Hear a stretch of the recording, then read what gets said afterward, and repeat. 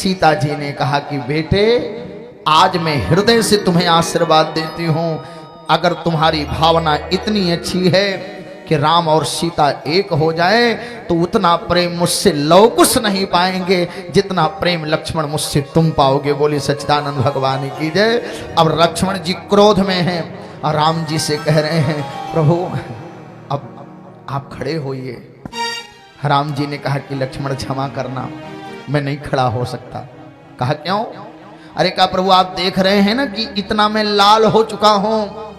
तो राम जी ने कहा बिल्कुल सही बात है, सूर्योदय बाद में होता, पहले लालिमा आती है, तुम लाल हो गए तो सूर्योदय भी हो जाएगा। लक्ष्मण जी बोले मैं इतना गरजा। अरे बोले भैया बरसात बाद में होता, पहले गर्जने होती, तुमने गर्ज दिया, अब हम बरस देंगे। तो लक्ष्मण जी ने कहा तो फिर प्रतीक्षा किस बात की? और तब तक गुरु जी के पास बैठे हैं राम जी।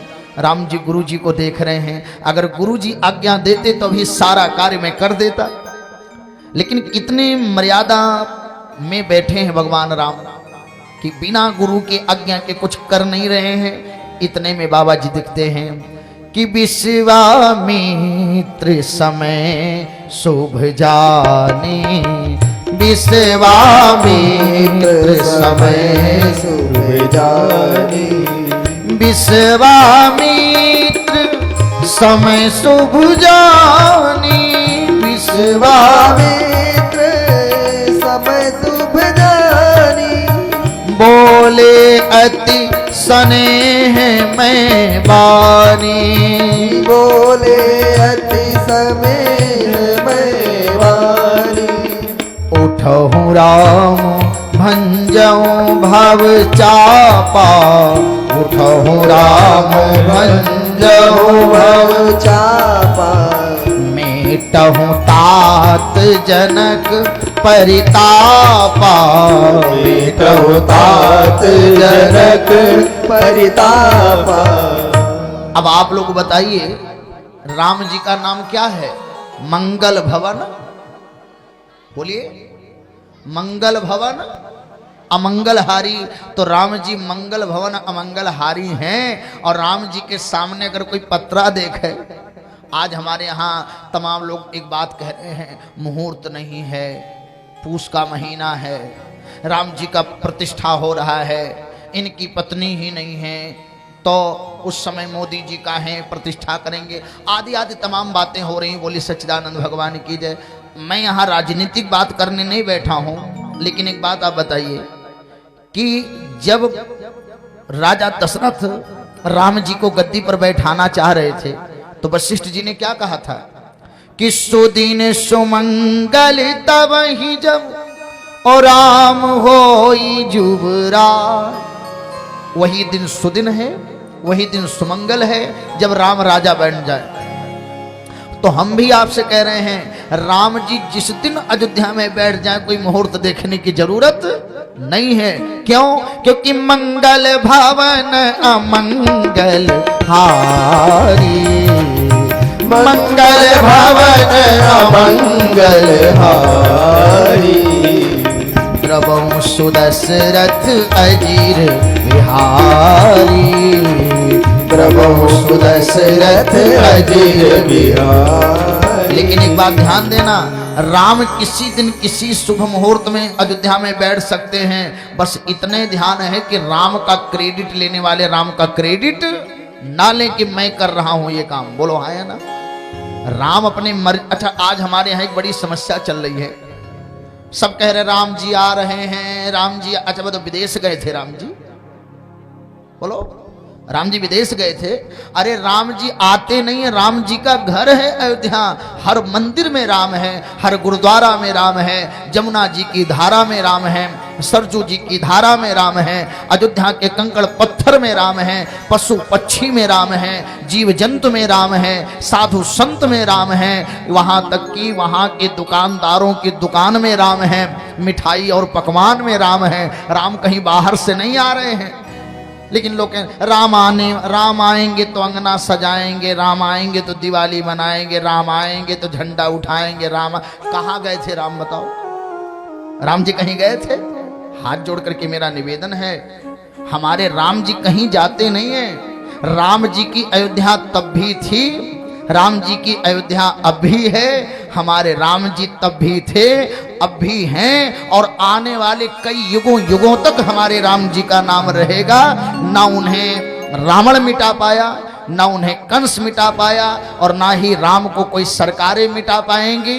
राम हैं, राम थे, राम रहेंगे। बस इतने ध्यान कि राम के ऊपर कोई राजनीति नहीं होनी चाहिए। बोली श्री रामचंद्र भगवान की जय। राम सबके हैं प्यारे। और आप देखें जहां राम बैठे हों वहां अगर पंचांग देखने की जरूरत पड़े तो मैं इसको नहीं मानता, क्योंकि राम स्वयं अपने आप में मंगल हैं। लेकिन अब यहां एक चौपाई ने मुझे संशय प्रकट कर दिया। क्या? बाबा गोस्वामी तुलसीदास जी लिखते हैं, समय जान विश्वामित्र समय शुभ जाने। तो जहां भगवान बैठे हैं मंगल भवन अमंगल हारी, वहां गुरु विश्वामित्र जी के मन में ऐसा भाव क्यों आया, समय शुभ? क्या इसके पहले कोई अशुभ समय था क्या? जनक जी के यहां राम जी का विवाह होने वाला है, सीता जी का स्वयंवर होने वाला है, तो क्या कोई अशुभ समय भी था? नहीं। लेकिन अब यहां जो लिखा है विश्वामित्र समय शुभ जानी, इसका कारण जान लीजिए। रावण जब धनुष नहीं तोड़ पाया तो जाते समय राम जी का हाथ देखा और हाथ देख करके कहा कि हे राम तुम्हारे बाएं हाथ और पित मरण और वनवास लिखा, और हे राम तुम्हारे दाहिने हाथ रावण का सत्यानाश लिखा है। राम तुम्हारे दाहिने हाथ रावण का सत्यानाश लिखा है। राम तुम्हारे दाहिने हाथ रावण का सत्यानाश लिखा। जब रावण चला गया तो रावण चिंतित है, और रावण चिंतित है क्योंकि रावण जी का हाथ देख करके गया है। रावण सोच रहा है कि धनुष न टूटता तो बड़ा अच्छा होता। तो रावण ने कहा कि राहु जाओ, तुम धनुष को टूटने मत देना। शनिश्चर बोले हम जाएं, हम नहीं टूटने देंगे। और जैसे शनिश्चर आए तैसे सूर्य देवता बोले बताओ इनको, इनके वंश में भगवान का विवाह होने जा रहा है, और ये विरोध पर आ गए। बस तुरंत विश्वामित्र जी आदित्य हृदय स्तोत्र का पाठ किए, और आदित्य हृदय स्तोत्र का पाठ करके शनिदेव को बंदी बना दिया। शनिदेव बंदी बन गए। रावण ने राहु से कहा कि बात बिगड़ जाएगी, जल्दी से जाओ। राहु आया, धनुष के नीचे बैठ गया और धनुष को धरती से चिपका दिया। अब जितने राजा आए, रहा उठाई तोरब भाई, तिल भर भूमि न सके छोड़ाई। और रहा उठाई तोरब भाई, तिल भर भूमि न सके छोड़ाई। रहा उठाई तोरब भाई, तिल भर भूमि न सके छोड़ाई। कोई छुड़ा नहीं पा रहा है जमीन को, धनुष को कोई उठा नहीं पा रहा है। और तब तक जनक जी कहते हैं तज हुआस निज निज गृह जाहू, लिखा न विधि वैदेही विवाहु। तज हुआस निज निज गृह जाहू, लिखा न विधि वैदेही विवाहु। और जैसे सारे राजाओं को कहा अपने अपने घर जाओ, तो राहु बोला इतनी बदनामी की बात कोई रुकेगा? कोई नहीं रुकेगा। और जब कोई रुकेगा नहीं तो धनुष टूटेगा नहीं, और जब धनुष टूटेगा नहीं तो हम ही यहाँ काहे चिपकाए रखें। और तुरंत राहु भी निकला और निकल करके पहुंच गया रावण के यहाँ। रावण ने कहा क्या हुआ, इतनी जल्दी क्यों? कहा कि जनक जी बोले सारे राजा अपने घर जाओ। तो जब राजा चले जाएंगे तो कोई धनुष तोड़ेगा नहीं, और जब धनुष टूटेगा नहीं तो सीता जी का विवाह होगा नहीं। तो इस नाते हम भी चले आए। रावण ने एक तमाचा खींच करके मारा, बोले जब तक राम लक्ष्मण बैठे थे तब तक क्यों चलाया? और जैसे राव हो गया तब तक विश्वामित्र जी समझ गए अब कोई विघ्न बाधा नहीं रह गई। तो विश्वामित्र समय शुभ जानी, और बोले अति स्नेह मैं बानी। और गुरु हैं, अपने शिष्य को अहंकारी नहीं बना रहे हैं।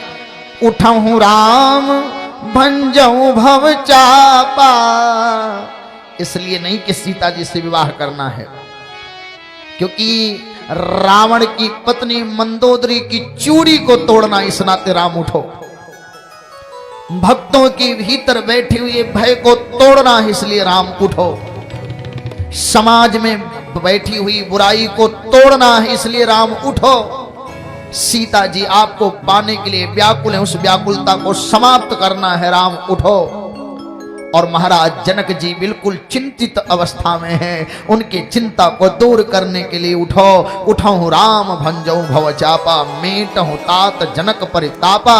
राम जी खड़े हुए और जैसे राम जी खड़े हुए, मत मंजुबर कुंजर गामी, प्यारे हाथी की चाल से भगवान चल रहे हैं। सबकी दृष्टि राम जी के ऊपर टिकी हुई है। राम जी मुस्कुरा रहे हैं और इतने में सुनैना जी को संशय हो गया कि रावण बाण छुआ नहीं चापा, ओहारे सकल भूप करी दापा। अरे जिसको बड़े बड़े राजा महाराजा बिना स्पर्श किए लौट गए, जिसको कितने बड़े बड़े राजा उठा नहीं पाए, इन बालकों को खड़ा करके क्यों अपनी हंसी करा रहे हैं महाराज जनक। और तब तक उनकी बगल में खड़ी एक मां ने समझाया कि तेजवंत लघुगनियन रानी, जो तेजवंत है उनको छोटा नहीं समझना चाहिए। अच्छा बताओ, आकाश में जो सूर्य दिखाई पड़ते छोटे हैं कि बड़े आपकी दृष्टि से? आपको कितने बड़े दिखते हैं? बोली इतने बड़े दिखते हैं। चंद्रमा जब दिखते हैं तो कितने बड़े दिखते हैं? इतने बड़े। और कितना बढ़िया हाइलोजन है चंद्रमा का कि महाराज आपके परसपुर से लेकर के डेहरास तक, भारत से लेकर के अमेरिका तक हर जगह है प्रकाश देते रहते। बोली सच्चिदानंद भगवान की जय। और बिल्कुल न कोई उसमें बल्ब लगाना है, न कोई तार खींचना है, न कोई बटन ऑन करना है, न कोई बटन बंद करना है, न फ्यूल डालना है, न ऑयल डालना है। बोले श्री रामचंद्र भगवान की जय। ऐसे गोस्वामी जी लिखते हैं कि रवि मंडल देखत लघु लागा, और उदित तासु त्रिभुवन तम भागा। सूर्य देखने में छोटे होते हैं, लेकिन जब प्रकट होते हैं तो सभी दिशाओं का सारा अंधेरा भाग जाता है। ऐसे राम भले ही छोटे हैं, लेकिन इनके द्वारा आपके सारे संशय का समाप्त होगा। अब सीता जी डर रही हैं। राम धनुष के पास हाथ जोड़ करके कह रही हैं, हे धनुष टूट जाना, हे धनुष टूट जाना। अब आप लोग पूछेंगे कि धनुष सुन रहा है क्या? कई लोग कहते हैं क्या समुद्र बात करता है, क्या कौवा बात करता है? ध्यान देना, उस समय में सब संभव था, क्योंकि भगवान के यहाँ कोई संशय करने की जरूरत नहीं है। क्योंकि कथा तो हम विश्राम में करने वाले हैं, लेकिन ज्यों केरा के पात में पात, पात में पात, और त्यों वक्ता के बात में बात, बात में बात। दो चार बात आ जाता है तो सोचते हम कैसे छोड़ दें। लेकिन ध्यान दीजिएगा, बहुत समय नहीं लूंगा आप लोगों का, बहुत जल्दी ही मैं विश्राम करके धनुष टूटेगा तो चाहे ब्याह हो चाहे बाद में हो। मेन हमारा भाव क्या है? धनुष टूट जाए।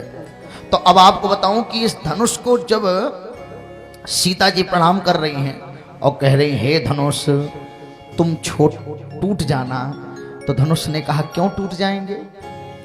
तो कहा कि धनुष तुम्हें पता है कि तुम किसके हाथ में गए हो? धनुष ने कहा हाँ, एक बार मैं परशुराम के हाथ में गया हूं। बोले कौन परशुराम जी? अरे कहा जिन्होंने अपने पिता की आज्ञा का पालन करके अपनी मां का वध कर दिया था। तो ऐसे परशुराम जी के पाप का मैं उनसे स्पर्श हुआ हूं, तो इस नाते मैं भी पापी हो गया हूं। और एक बार इस धनुष को महादेव ने स्पर्श किया है, और महादेव के ऊपर भी एक पाप लगा हुआ है, क्योंकि उन्होंने ब्रह्मा जी का शीश काटा है। ब्रह्मा जी भी 5 सिर वाले थे, लेकिन उनको भी पाप लगा हुआ है। और अब की बार अगर आज तुम राम जी के हाथ में आना, तो अगर तुम मुक्ति चाहता है धनुष, तो टूट जाना। बोले सच्चिदानंद भगवान की जय। बहुत इधर उधर की बात मत करना। दूसरा कारण कहा क्या? कहा ये जो जब राजा देवताओं के राजा इंद्र आए वृत्तासुर को मारने के लिए, तो वृत्तासुर का वध होता किससे? बोले दधीची जी के हड्डी से। ध्यान दीजिएगा, दधीची जी के हड्डी के द्वारा बने हुए वज्र से मारा जाता वृत्तासुर। तो दधीची जी ने अपने शरीर को त्याग दिया, गाय ने आकर के इनके पूरे शरीर को चाट लिया, और इन्होंने अपने शरीर के हड्डी से एक वज्र बनाया जिसका नाम था एक अग्नि। वही एक नगनी नाम का वज्र इंद्र ने दे दिया था कवच कुंडल लेकर के कर्ण को, और उसी कर्ण ने धनुष बाण दे करके वज्र ले लिया था और वज्र से वह अर्जुन को मार डालना चाहता था, लेकिन भगवान श्री कृष्ण ने घटोत्कच के ऊपर वह वज्र चलवा दिया और उस वज्र का नाश करवा दिया। तो दधीची जी का प्राण निकलना नहीं चाहता था, क्योंकि दधीची जी त्यागी हैं। तो उस समय उनके प्राण को उनके नाक की हड्डी में स्थापित कर दिया गया। कहां? नाक की हड्डी में स्थापित कर दिया गया। तो जब दधीची जी की हड्डी को नाक की हड्डी में प्राण को स्थापित कर दिया, तो बाद में उसी नाक की हड्डी से जो धनुष बना उसका नाम हुआ पिनाक। आज वही धनुष है, इसमें दधीची जी का प्राण स्थापित है। इस नाते यह धनुष निर्जीव नहीं है, यह धनुष सजीव है। तो धनुष ने कहा इतने हल्के हो जाएं।